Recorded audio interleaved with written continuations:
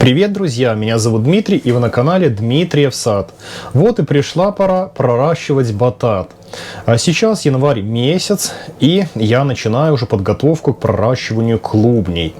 И в этом ролике хочу вам рассказать, как я это делаю, чтобы батат надежно дал ростки, и в последующем вы получили хорошую здоровую рассаду. Итак, начнем по порядку. Для чего же нужен батат и что это такое? Батат – это, значит, культура южная. Для наших условий она еще достаточно новая, но, тем не менее, у нас в Беларуси уже батат приобретает высокую популярность из-за своей урожайности, а также хороших вкусовых качеств и пользы. Значит, батат дает клубни, кто не знает, в магазине они зачастую продаются, и вот эти клубни употребляются в пищу. По вкусу они напоминают картофель, но имеют больше сладости. Вот. Кто-то это любит, кто-то не любит, но, например, у нас в семье нравится батат, мы запекаем батат в духовке, очень получается вкусно. Чем же ценится батат? А ценится тем, что имеет низкий гликемический индекс, поэтому у кого повышенный сахар, рекомендовано вместо картофеля употреблять батат. Чтобы его вырастить, нужно вначале найти клубни. Значит, где брать вот эти клубни для проращивания? Можно найти у коллекционеров, у фермеров, а можно пробовать вырастить с клубней покупных, которые в магазинах продаются. Правда, не всегда они прорастают. Зачастую эти клубни обработаны специальными веществами, которые блокируют прорастание. Поэтому перед тем, как проращивать вот эти покупные клубни, желательно их вымочить несколько дней в воде. Поместить в воду и менять по 2 раза за сутки вот эту воду, чтобы эти вещества вымывались, блокираторы. И тогда, возможно, он прорастет. Ну, не всегда удачно получается, но многим удавалось. Значит, у меня сорт, мой любимый, вот здесь в баночке, я его уже высадил. Это сорт Порто Амарелло. Вот в моих условиях на суглинистой почве он дает самые крупные клубни. Например, у кого почвы более легкие, торфяники, Порто Амарелло почему-то там не всегда любит расти. А вот у меня получается. Значит, итак, что нам понадобится для проращивания? Сами клубни, вода и субстрат торфяной. Ну, любой можно взять, значит, грунт для рассады, для овощных культур. Значит, батат, клубни батата можно проращивать 2 способами. В воде и вот в этом грунте. Значит, если вы хотите в воде прорастить, понадобится клубень батата, вот у меня такой небольшой клубенек, и полстакана воды. И попросту ставим вот этот клубень в стаканчик с водой, где-то, чтобы он был погружен на 1/3. Все, клубень начнет давать корешки, и пойдут расти ростки. И вот таким способом легким он укореняется. Но в воде иногда он начинает загнивать. Вот. Есть такой недостаток у батата. Может гнить. То же самое касается и проращивания в каком-то субстрате. Иногда также клубни начинают загнивать. Значит, поэтому вот когда вы готовите грунт, добавьте чуть-чуть триходермы. Триходерма не дает распространяться гнилям. И помните, я как-то показывал вам, что наращивал триходерму из закваски вот этой тут агро, и у меня она осталась. Вот на трутовике, посмотрите, какая она уже темно-зеленая стала триходерма, прям черные вот эти кусочки трутовика. Поэтому я беру несколько вот этих кусочков, и вот так вот в баночку я их здесь рядом с клубнем помещаю. Вот, все. И мой клубень не будет гнить.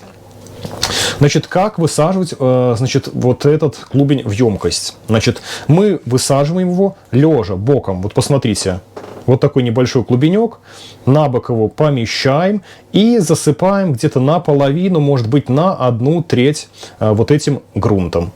И ставим на подоконник. Ничего сверху укрывать не нужно, только смотрите за влажностью вот этой почвы, чтобы она не пересыхала. И совсем быстро, уже через несколько дней, вот этот клубенек начинает давать корешки.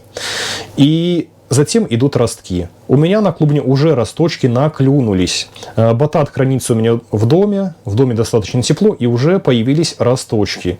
И вот эти ростки пойдут расти. И когда они достигнут высоты сантиметров 15, их нужно от клубня отломать и поставить в воду на укоренение. За неделю вот эти ростки пускают корни. И затем уже их рассаживаю я в отдельные стаканчики. И затем уже весной на постоянное место на грядку высаживаю. Значит, почему я так рано начинаю укоренять батат? Многие огородники укореняют его гораздо позже. В феврале, кто-то даже в марте месяце. Я делаю так, чтобы получить побольше посадочного материала. Я много клубней не оставляю на посадку, совсем чуть-чуть. Но, тем не менее, мне удается даже из нескольких клубней получить массу посадочного материала, потому что я рано приступаю к проращиванию. Вот эти ростки, которые появятся, да, вы их поставили в стаканчик с водой, посадили в баночку, и рассада батата очень-очень быстро растет. Допустим, вы посадили 15 сантиметров вот этот росточек батата, да, в баночку, и через 10 дней он уже будет в 3 раза выше, очень-очень быстро растет. И вы можете его сколько угодно, вот по мере роста, нарезать, черенковать и высаживать в отдельные емкости. То есть там бесконечный поток рассады будет. Вот. И поэтому можно пораньше его проращивать. Значит, где проращивать? На подоконнике, где есть солнечное освещение.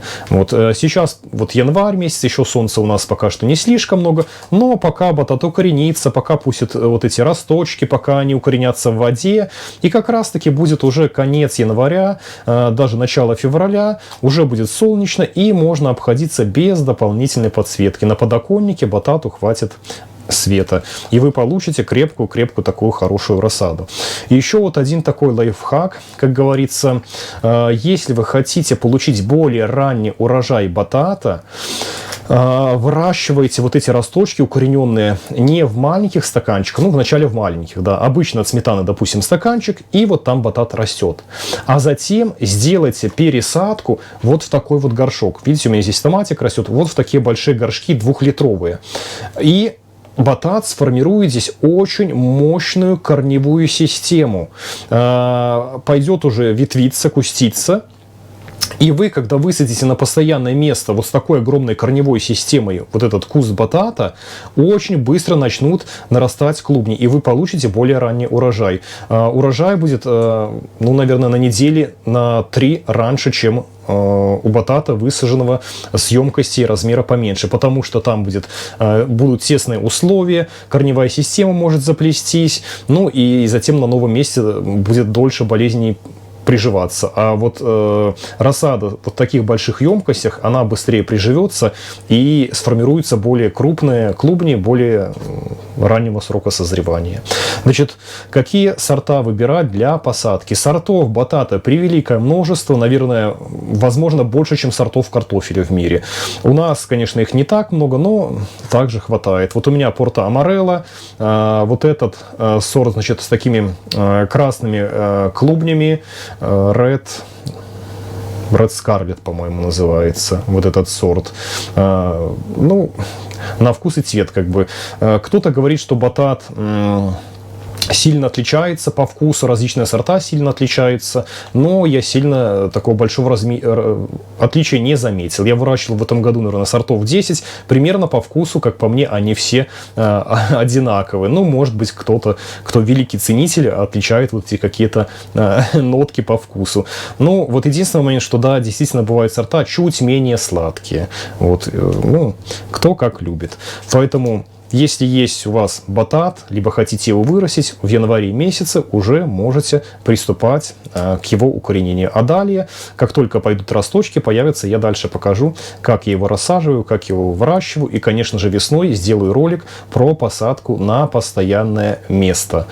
Поэтому желаю всем хороших урожаев. Пробуйте выращивать новые культуры у себя на огороде. Они не только вкусные, но еще и полезные. На этом все. Спасибо за лайки и подписку. До новых встреч.